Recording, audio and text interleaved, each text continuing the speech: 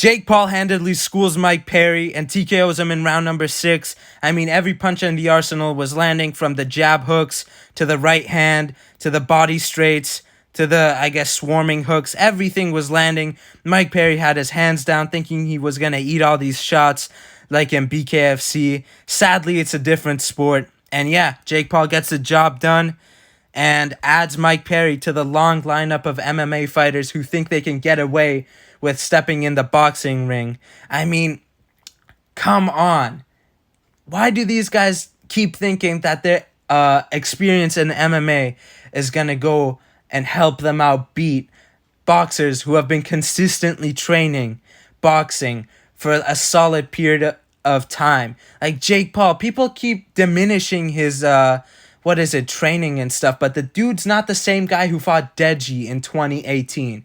This dude has been training with world championship level fighters like Shane Mosley and Shannon Briggs and all that stuff and all those guys for 6 years consistently, and he hasn't been taking time off. These MMA dudes think that, oh, we've done MMA for a long ass time. All right, let me lace up the gloves for a few months and get ready to fight Jake Paul or Floyd Mayweather or AJ or Tyson Fury.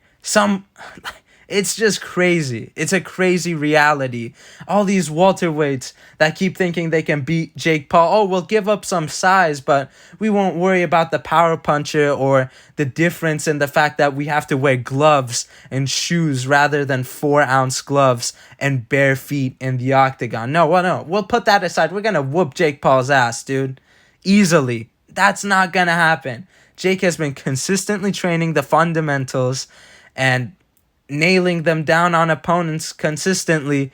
And these guys over and over keep thinking that it's a good idea to step in. I don't get why. And as for the rest of them, like Ngannou and McGregor and stuff, like world championship boxers, they're not like the level of fighters you fight in the UFC. They're just not. These are the top creme de la creme fighters in boxing, like AJ, Fury, Floyd Mayweather. Like, you're not even laying yourself up to get a contender fight under your belt like most fighters get when they come into the UFC. Even when Pereira came in, didn't fight Izzy right away. No, he fought 3 fights and even had a career before that, a 3-1 record coming into the UFC. No, these guys just think that, oh, I'm gonna jump right in there and get the win. And it's crazy. I mean, the boxers don't want to ever do this. They outbid themselves. They ask for $100 million and whatnot. And the UFC aren't obviously going to do that because that's unrealistic. But as soon as, an MMA fighter gets reeled in, they bite on the bait. All right, they see the check, they see a few dollar signs, and they just jump right after it immediately with no regard to, oh, I'm going to get my shit rocked by this dude and it's not going to look good on my resume. And yeah, as for this fight, Jake Paul versus Mike Perry, not the smartest of ideas for Mike Perry. I mean, this dude, we've never seen Mike Perry this big. 196.6. I don't think he's ever been that big after bloating up from his welterweight weight cuts in the UFC. Jake Paul was 230 fucking pounds when he was getting ready to fight Mike Tyson at this date. And crazy. And also, when it comes to Mike Perry's skill set and stuff, I don't think people are remembering, Mike Perry's last few fights in the UFC. I mean, the dude got pieced up by Daniel Rodriguez, outstruck by Tim Means as well, and he took Mickey Gall, for those who don't know, a BJJ artist, to a 7-5 BJJ artist, to a competitive decision. To some extent, he did win the fight, obviously, but still. And, come on. And if you want to mention it, oh, he fought in BKFC and stuff. Completely different sport. The shape of the cage is different. No gloves. Bare knuckle. You can get away to some extent with your hands down.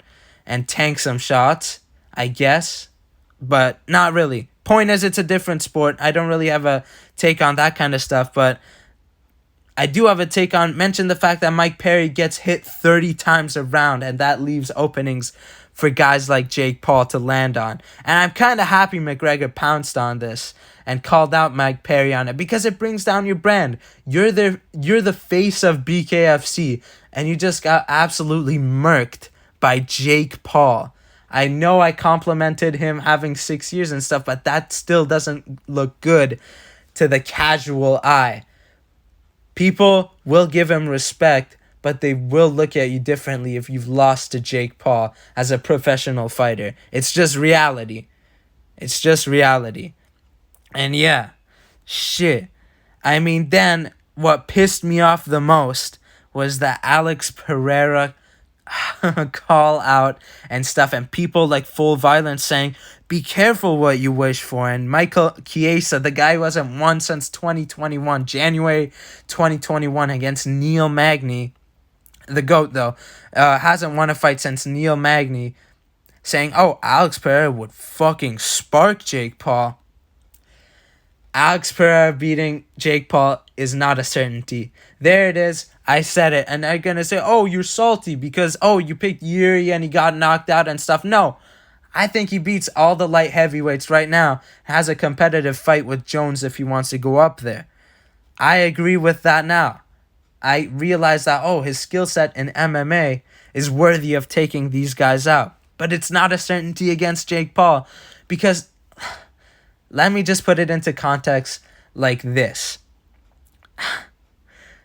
Him stepping into MMA and losing to Quimel Atoni is the same thing he's going to be doing if he ever does it when he steps in, if he steps in against Jake Paul. Same kind of storyline. Oh, Quimel Atoni, 3-0 in MMA, but Alex Pereira, long-established kickboxer. He's coming in. Oh, he's going to have the edge on the feet and stuff. He's going to put this guy away. And the guy's a striker. Hadn't had grappled. I think maybe had a submission, but still, not a predominant grappler. All his losses after that were submissions and stuff. And what? He got submitted. This is the same thing. Oh, Alex Pereira has a long-established MMA career, a long-established kickboxing career. Oh, Jake Paul has a decent record in MMA. He has a decent record in boxing. But Alex Pereira, when he steps in there, dude, he has a long resume of striking credentials and whatnot. It's the same story. It's not a certainty. Obviously, if the fight gets made right away, I am going to pick Alex Pereira because I'm not, an idiot. But, come on. Alex Pereira with his chin up, in those shoes, not being able to use his kicks. Let's not even mention what happens into MMA. If you think it goes any other way than Pereira winning, come on. In boxing, though, big gloves. I know he hits pads consistently with them and spars heavyweight fighters and stuff, but he does get clipped in those sparring sessions. All right, he does clip him back, but they ain't crumbling. And I know he's going light, but they ain't crumbling over. But if it were to happen, I would pick Alex Pereira. But still, it's the same thing, but it's not a certainty. And if it were to happen, I would not be surprised if betting lines were close and stuff. And yeah, sick. I don't want to see this. I want these boxing dudes to finally be pulled in. A famous boxing name to be pulled into MMA and fight the champion right away. Fight the champion right away, or a number 2 ranked contender right away. 0-0 record, by the way. 0-0 record, or even an 0-1 record, because Mike Perry, they showed a 6-1 record for Perry, but yeah, he was 0-1. Apparently, he had some boxing match or something. The 6 wins were from BKFC. So yeah, crazy. I don't get the Alex Pereira call out. I'm just shocked. I mean, Jake Paul, fair enough. You saw that Alex Pereira is right now the biggest star. Let me call this dude out and get Dana White's attention, get the MMA fans' attention and stuff. But still, it is what it is.